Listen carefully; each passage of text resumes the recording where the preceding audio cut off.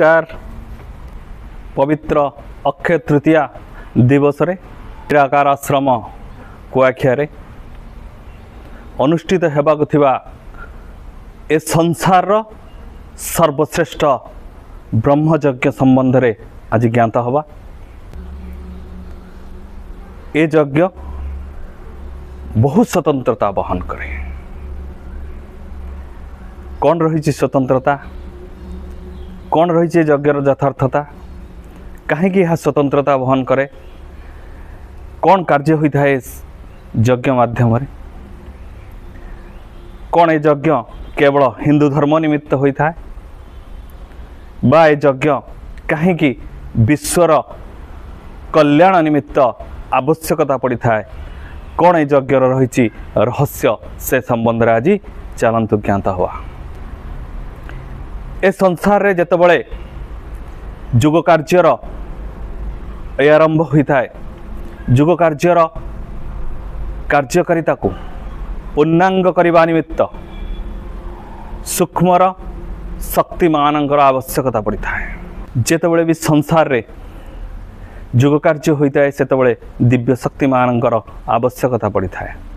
तो दिव्य शक्ति माने जेतबळे कार्य करने को ए संसार को आगमन करि थांती, से माने कार्य करने पूर्व से माने एक निर्दिष्ट मंत्र द्वारा जीवित होता बा सूक्ष्म स्थूल कार्य करने निमित्त समर्थ होता। कारण स्थूलर शक्ति सबुबले जे जुगर कार्यकारी शक्ति रही है से समय ता निकट ठूल ही रहता है। सूक्ष्म जो शक्तिमान था से माने जिते स्थूल भाव में कार्य करिवार रहता है, से मानंकु जुगर शक्ति को ठारू प्राप्त होई शक्ति प्राप्त होई कार्य करने पड़े। कलिजुगर सर्वश्रेष्ठ शक्ति श्री जगन्नाथ, किंतु जेतबळे जुग परिवर्तन कार्य रही सेतबळे आम्भे प्रकाश करिथिलु जे महाप्रभु बलराम को राजा करा जाय ए संसार रे जुग कार्य आरंभ करा जायतिला 2004 मसीह रे। जुग कार्यर आरंभ दिन थारु अद्यावधि भिन्न भिन्न समय रे परिवेश परिस्थिति को नहीं जुग कार्य को परिवर्तन करा जाय अछि। से परिवर्तन रूपरेख नहीं 2020 मसीह स्वयं सृष्टिर परिचालना शक्ति पूर्ण ब्रह्म सृष्टिर दायित्व नहीं ए संसार रे स्थूल भाव रे कार्यरत। जेहेतु संसार रे स्थूल भाव रे स्वयं सृष्टिकर्ता कर इच्छा रे प्रभु श्री पूर्ण ब्रह्म स्थूल भाव रे कार्यरत, तेणु तांकर इच्छा मुताबक शक्ति जो सूक्ष्म शक्ति माने आगमन करते तांको प्राप्ति हेबार रहता है, से माने प्राप्ति होई ए संसार रे कार्य करिथांती। कौन सूक्ष्म शक्ति मानक पाखरे दिव्य शक्ति न थाए, से मानक पाखरे दिव्य शक्ति थाए, किंतु स्थूल कार्य करने निमंते स्थूल शक्तिर आवश्यकता रही अछि। कारण सूक्ष्म शक्तिर कार्यकारिता केवल निर्णय निमित्त होता है बा जुगर कार्यर निर्णय निमित्त सूक्ष्म रे से माने कार्य करिथांती। स्थूल भाव रे कार्य करबा निमंते स्थूल रो जे परिचालना शक्ति थाए तांकर शक्तिर आवश्यकता पड़ी था। सूक्ष्म शक्ति एवं स्थूल शक्तिर मिलन रे जुग कार्य होता है। यह ही गूढ़ रहस्य जहाँ कि ए संसार रे गुप्त भाव रही अछि। तेणु सूक्ष्म शक्ति आगमन एवं स्थूल भाव से शक्ति प्रदान करने निमित्त जो यज्ञर आवश्यकता पड़ी था, से यज्ञ यही मठरे यही श्री निराकार आश्रम रे अग्रसर होता है।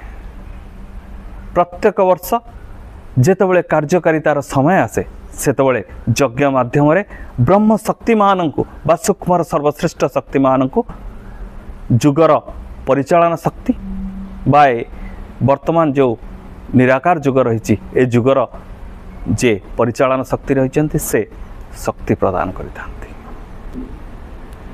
तेणु ए शक्ति प्रदान यज्ञ निश्चित भाव में ए संसार एकमात्र यज्ञ कारण ए संसार रे केवल वेद मंत्र को नहीं यज्ञ आयोजन करा जाय थाए। वेद मंत्र यज्ञ द्वारा मनर स्थिरता आसे, संसार रे पवित्रता आसे, किंतु सत्य यज्ञ भाव रे ए संसार रे एकमात्र स्थान जहाँकि श्री निराकार आश्रम रे जगत कल्याण निमित्त जो जुग कार्य आरंभ होईची से जुग कार्यर मुख्य यज्ञ ए स्थान ही अग्रसर करा जाता है। तो प्रत्येक वर्ष भली ए वर्ष मध्य जुग कार्य को आगे नेवा निमित्त एवं जुग कार्य को शक्ति प्रदान करने निमित्त पवित्र अक्षय तृतीया दिवस रे एक विराट यज्ञ आयोजन करा जायछि। जेहेतु सृष्टिर कार्य निमित्त यज्ञ संसार सर्वश्रेष्ठ शक्ति एवं परिचालन शक्ति द्वारा करा जाउथबा यज्ञ, तेणु ए यज्ञ रे जो माने अंशग्रहण करिवे से मानंकु बहु कृपा प्राप्ति हेबार रहिछि। जेहेतु यह एक ब्रह्म यज्ञ, जेहेतु यह सूक्ष्म सर्वश्रेष्ठ शक्ति द्वारा आयोजित करा जाउछि, तेणु ए संसार रे कौनसी शक्ति से देवता हुंतु, मानव हुंतु, ब्रह्म शक्ति हुंतु, ऋषि शक्ति हुंतु, से जे भी हो कहारी की निमंत्रण करा जाए नहीं। कहीं निमंत्रण करा जाए नहीं जेतबेले सर्वश्रेष्ठ शक्ति यज्ञ करती बा सर्वश्रेष्ठ शक्ति ए संसार निमित्त कौन सी कार्य करिथांती सेतबेले स्वच्छकृत भाव में समस्त ब्रह्म शक्ति, देव शक्ति, ऋषि, किन्नर, महापुरुष शक्ति समस्ते स्व इच्छा योगदान करती। तेणु यही पवित्र यज्ञ रे, यही पवित्र ब्रह्म यज्ञ रे संसार सर्वश्रेष्ठ शक्ति माने प्रत्येक यज्ञ दिवस रे सेमाने आगमन करी सेमानकर स्थिति सेमाने बयान करती, अर्थात सूक्ष्म सूचना आधार रे सेमाने आंभ को सूचनायित करती जे आंभे उपस्थित होइअछु बा आंभे उपस्थित हेबा को इच्छा व्यक्त करिअछु बा उपस्थित हेबा निमित्त आंभे निवेदन करुअछु। सूक्ष्मर शक्ति माने एठी निवेदन करती सेमानकर उपस्थिति जाहिर करिवा निमित्त बा सेमानकर उपस्थिति हेबा निमित्त से प्रभु श्री निराकार ब्रह्म एवं सूक्ष्म सर्वश्रेष्ठ शक्ति पूर्ण ब्रह्म को निकट रे निवेदन करिथांती। प्रथमे सेमान निवेदन को ग्रहण करा जाए एवं निवेदन ग्रहण कला परे सेमानंकु आगमन करिबा निमित्ते सूक्ष्मर एक मंत्र आंभ निकट को आगमन करे। से मंत्र द्वारा सेमानंकु स्वागत करा जायथा बा सेमानंकर उपस्थिति निमित्त एठारे सूक्ष्मर मंत्र सेमानक निमित्त आहुति प्रदान करा जायथा। यह संसार रे कौन सी जगह करा जाए नहीं, कारण सूक्ष्म प्रदत्त मंत्र तो केउठी भी मिले नहीं। तेणु सूक्ष्म प्रदत्त होइतबा मंत्र द्वारा सेमानंकु आगमन करा जायथा एवं स्थूल भाव रे जदि सेमानंकर कौनसी कार्य रहिता है ता निमित्त मध्य एक यज्ञ आहुति प्रदान करा जायथा सूक्ष्म शक्ति मानक निर्देशायित करबा निमित्त। तेणु जेहेतु सबु कार्य सूक्ष्म भाव रे एवं स्थूल परिचालन रे अनुष्ठित हेउअछि, तेणु एठारे एस यज्ञर पवित्रता एवं स्वतंत्रता अद्वितीय, अर्थात विश्व रे द्वितीय एभली यज्ञ आयोजन करा जाउ नाही बा आयोजित करा जाउ नाही। वर्तमान जुग रे यह एकमात्र यज्ञ जो यज्ञ माध्यम रे संसार सब धर्म जाति निमित्त कार्य करा जायता।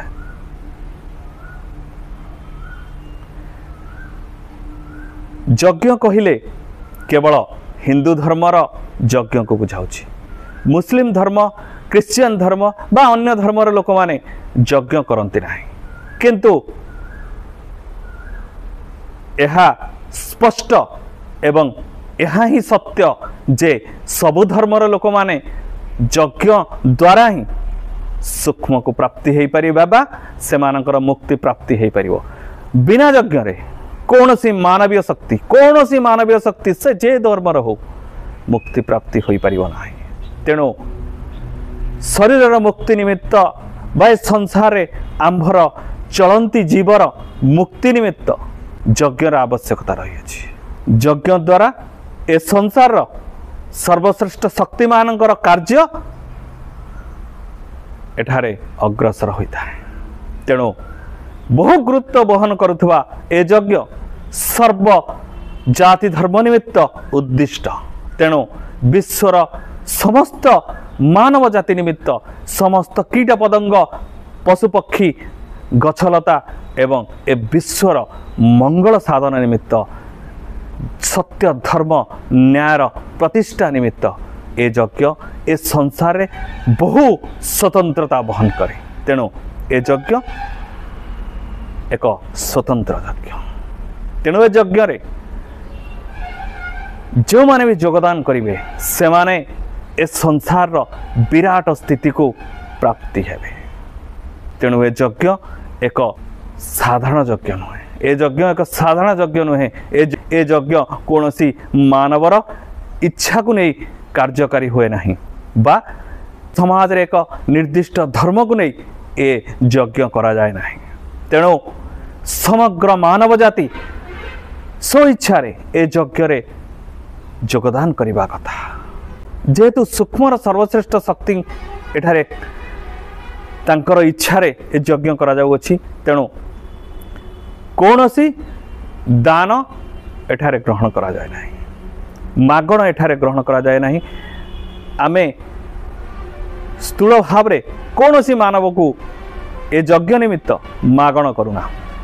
ए यज्ञ निमित्त कौनसी चांदा आदाय करा जाए नहीं। 2004 मसीह युग कार्य निमित्त अद्यावधि जेते यज्ञ अनुष्ठित करा जायछि बा ए मठ माध्यम रे जेते यज्ञ होई अछि ए जेते यज्ञ होई अछि से समस्त यज्ञ रे केबे चांदा आदाय करा जाए नहीं बा कहारी बिना इच्छा रे एक टंका भी आम्भे ग्रहण करूना। तेणु ए यज्ञर बहु स्वतंत्रता रही अछि। केवल स्व इच्छा रे जदि कही किछि भी इच्छा व्यक्त करी ए यज्ञ निमित्त प्रदान करे ताहाकू पुनर्बार सृष्टिर जो शक्ति माने एठारे कार्य करुअछंती सेमानंकर इच्छा व्यक्त कले जाई ताकू ग्रहण करा जाय पारे। तेणु दान बा दक्षिणा एठारे ग्रहण करा जाय नहीं। केवल स्वच्छकृत दान को एठारे परीक्षा करी ग्रहण करा जाय था। बिना परीक्षा रे एठारे कौनसी एक भी जिनिस ग्रहण करा जाए नहीं। बहु संख्या रे एठारे ए यज्ञ रे योगदान करी निजर एवं निज परिवारर सामाजिक असुविधा दूर करने सह सांसारिक कष्ट को लाघव करने निमित्त एवं पवित्रता लाभ करने निमित्त योगदान करने को आंभर मठ तरफ आंभे निवेदन करुअछु। किंतु सूक्ष्मर शक्ति मान द्वारा एठारे कहारी के निमंत्रण करा जाए नहीं। ए संसार रे समस्तंकर मंगल साधन निमित्त ए यज्ञ आपण मानक पई निश्चित भाव रे एक नूतन दिग्दर्शन आनीदेव एति कहि रहउछि। नमस्कार।